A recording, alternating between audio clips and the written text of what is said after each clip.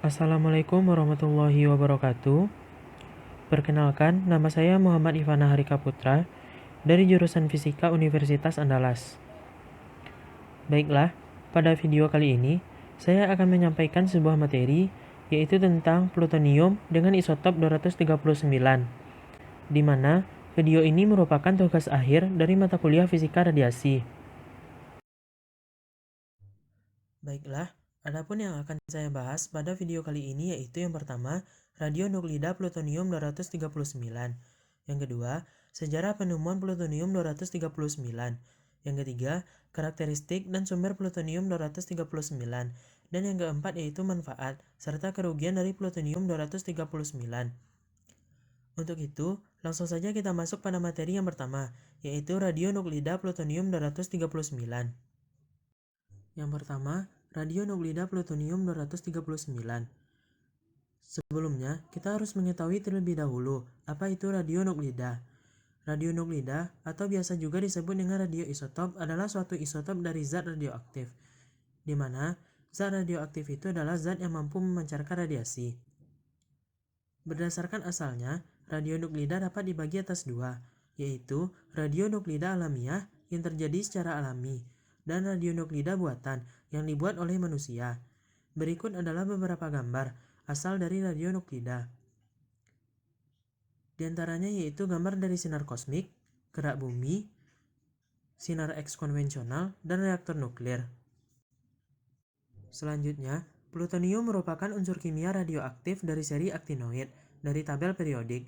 Nomor atom dari plutonium adalah 94, di mana plutonium memiliki 15 isotop yang telah diketahui, dan salah satunya yaitu isotop plutonium 239. Plutonium 239 adalah radionuklida pemancar radiasi sinar alfa yang mempunyai waktu paruh panjang, yaitu 2,41 kali 10 pangkat 4 tahun. Plutonium 239 merupakan fisil, yakni ia dapat memecah ketika dibombardir oleh neutron termal, melepaskan energi dan neutron yang lebih banyak. Berikut adalah gambar cincin murni plutonium 99,96%. Baiklah, materi selanjutnya yaitu sejarah penemuan plutonium 239.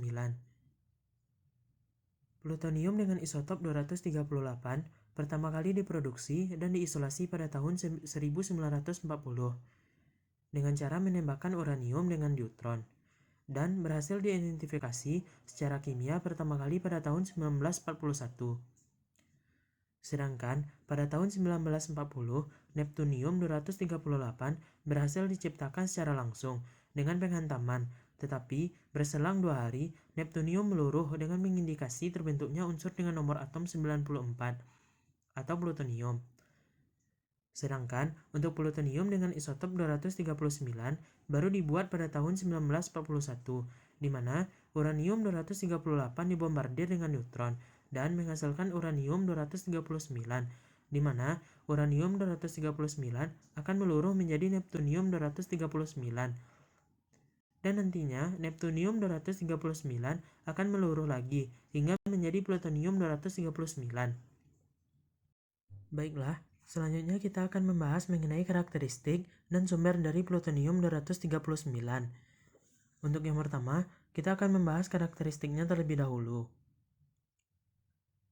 Plutonium adalah logam radioaktif yang berwarna perak, yang apabila berinteraksi dengan udara akan menghasilkan lapisan oksida kuning.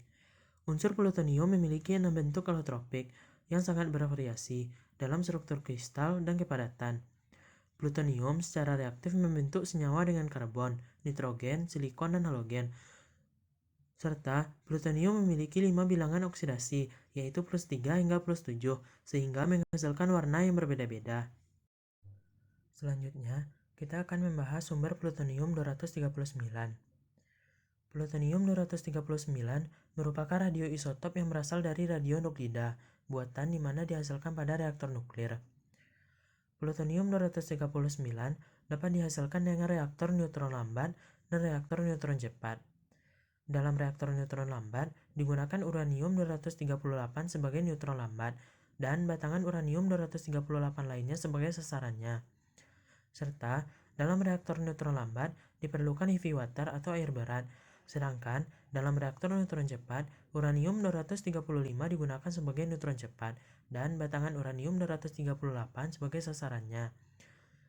Dan pada reaktor neutron cepat, hanya digunakan air biasa sebagai pendinginnya.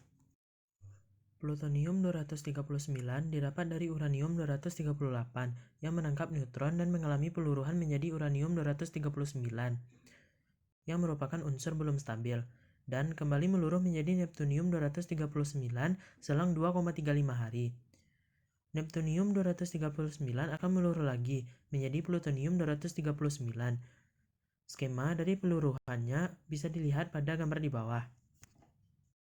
Baiklah, selanjutnya kita akan membahas manfaat dan kerugian dari plutonium-239.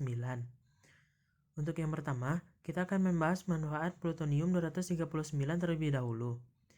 Di antaranya yaitu yang pertama, dapat digunakan untuk mengembangkan tenaga nuklir untuk keperluan industri. Yang kedua, digunakan untuk memberi pasokan tenaga pada alat pemacu jantung buatan, sehingga mengurangi risiko pembedahan.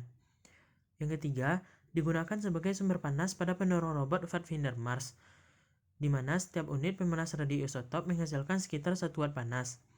Dan yang keempat, dapat digunakan sebagai bahan bakar nuklir. Selanjutnya, kerugian dari plutonium-239.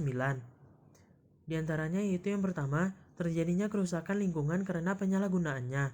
Contohnya yaitu ketika Amerika menjatuhkan bom atom di Nagasaki dan Hiroshima, di mana lingkungan menjadi rusak dan tumbuhan tidak bisa tumbuh. Yang kedua yaitu plutonium-239 merupakan radioisotop yang apabila meluruh akan menghasilkan partikel alfa, di mana apabila partikel alfa tersebut terserap oleh tubuh, maka akan berbahaya bagi tubuh. Yang ketiga yaitu plutonium-239 dapat menyebabkan keracunan radiasi akut pada tubuh, dan bagian tubuh yang paling berisiko terkena dampak paling besar yaitu hati dan tulang. Berikut beberapa gambar manfaat dan kerugian dari plutonium-239, di antaranya yaitu penggunaan robot Pathfinder Mars dan reaktor nuklir, sedangkan kerusakannya yaitu adanya bom atom, kanker paru-paru akibat partikel alfa, dan kerusakan pada tulang akibat keracunan radiasi akut. Ini adalah beberapa referensi yang saya gunakan dalam penulisan PowerPoint ini. Terima kasih atas perhatiannya. Mungkin sekian yang dapat saya sampaikan. Terlebih terkurang saya mohon maaf. Wabillahi taufiq wal hidayah. Wassalamualaikum warahmatullahi wabarakatuh.